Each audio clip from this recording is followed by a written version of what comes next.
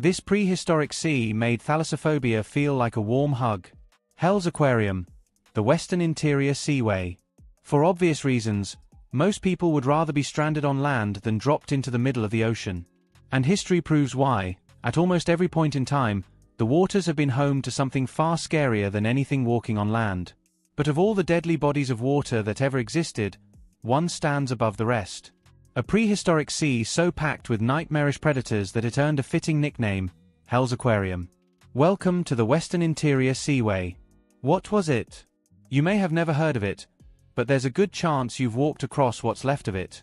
This ancient shallow sea once split North America clean in half, running straight through the United States, Mexico, and Canada, creating two island continents that no longer exist, Laramidia to the west and Appalachia to the east.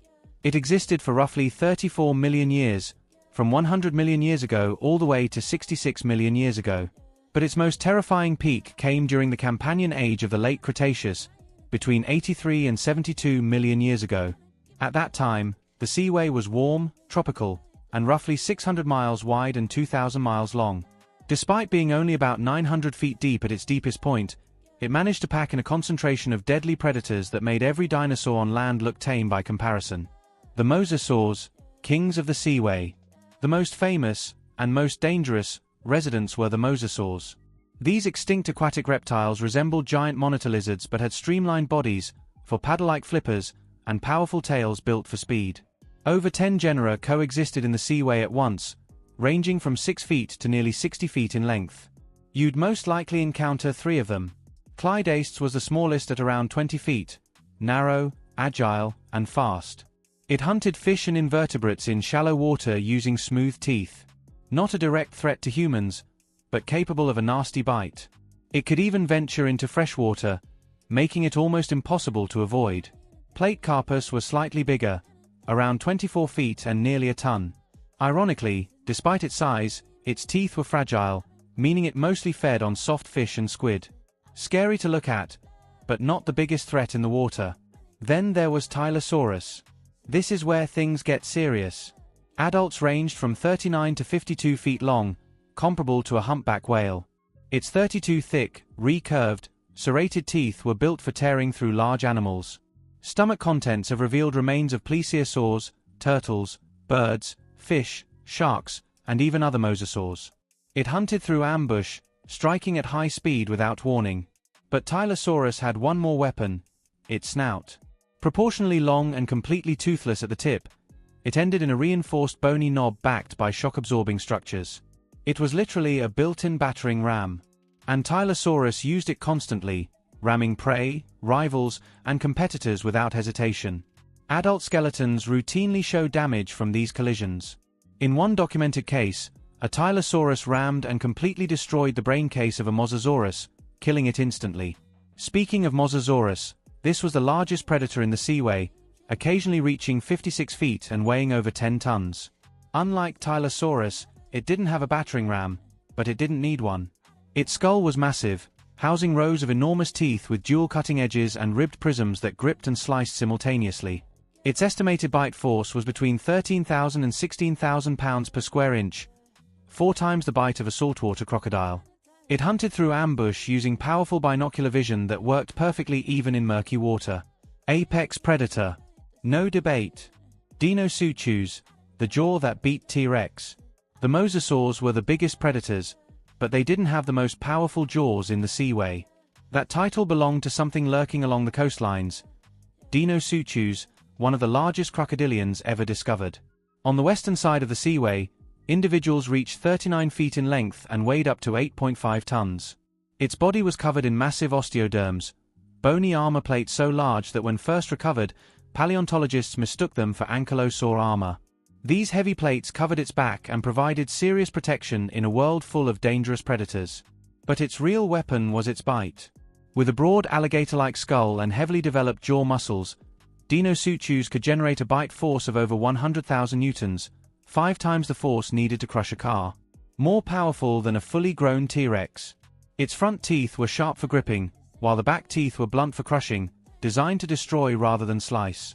Fossil evidence shows it regularly ate marine turtles, large fish, and dinosaurs that wandered too close to the water's edge. The coastline was its killing ground.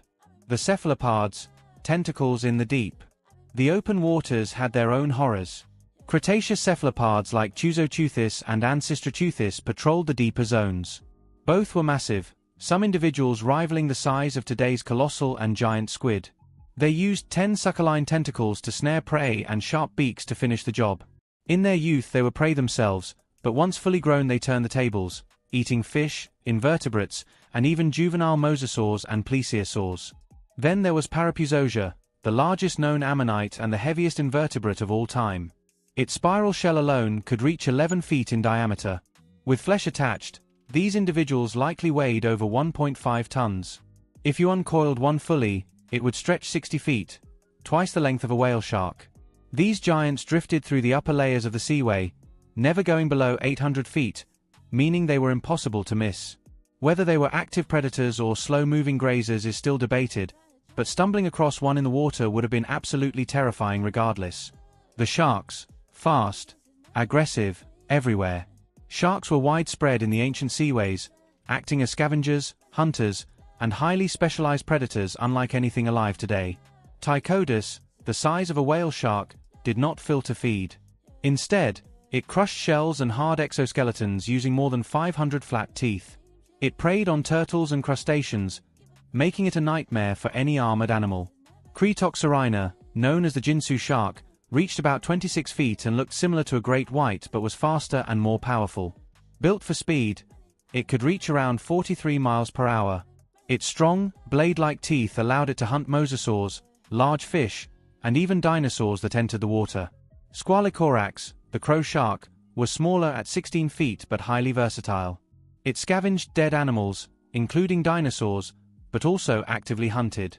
Unusually, it even attacked flying reptiles like pteranodons, making it a predator capable of striking creatures from the air. The Xiphactinus, the fish that swallowed you whole. Among the fish of the seaway, one stood out above all others: Xiphactinus, the X-fish. A massive bony predator growing 16 to 20 feet long, with a broad, pushed-back, deeply unsettling jaw that could flex wide open and swallow prey whole. One famous fossil, the fish within a fish, shows a 6-foot fish swallowed entirely by a medium-sized specimen. Over a dozen similar fossils exist. For animals under human size, encountering an X-fish meant being eaten in a single gulp. For larger prey, its narrow serrated teeth could slice through them first. The most terrifying non-shark fish to ever evolve. The plesiosaurs, long necks, lethal precision. No list of seaway creatures is complete without the plesiosaurs.